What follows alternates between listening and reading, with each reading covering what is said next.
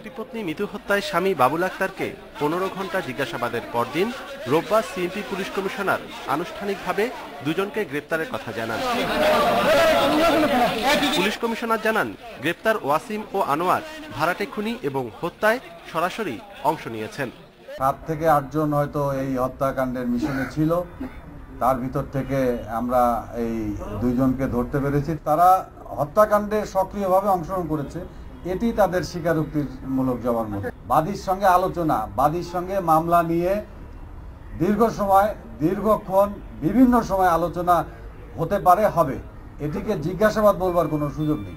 আদালতে স্বীকারোক্তিমূলক জবানবন্দিতে ওয়াসিম মিতুকে সরাসরি গুলি করার কথা স্বীকার করেছেন, আর আনোয়ার ঘটনার আগেও পরে উপস্থিত থেকে রেকি ও খুনিদের পালাতে সহায়তা করেন। হত্যায় অংশ নেয়ার বিনিময়ে তারা পেয়েছেন 2000 টাকা। বেলা 2টা থেকে শুরু হয় চাঞ্চল্যকর এই মামলার গ্রেফতারকৃত 2 আসামির জবানবন্দি দেওয়ার কার্যক্রম। দীর্ঘ 7 ঘণ্টার স্বীকারোক্তিমূলক জবানবন্দিতে তারা জানিয়েছে, মূলত মুসা নামের একজনের নির্দেশনায় এই হত্যাকাণ্ড ঘটিয়েছে তারা। পুলিশ সহ সংশ্লিষ্ট সূত্র জানায়, পুরো অপারেশনে অংশ নেন 7 জন। হত্যার কারণ বা নেপথ্যের হোতা সম্পর্কে অনেকটাই পরিষ্কার তথ্য পাওয়ার দাবি করেছে পুলিশ। সতর্ক তদন্ত শেষে শিগগিরই মিতু হত্যার কিনারা করা যাবে বলে আশাবাদী পুলিশ কর্মকর্তারা। অনুপম শীল, ইন্ডিপেন্ডেন্ট নিউজ, চট্টগ্রাম।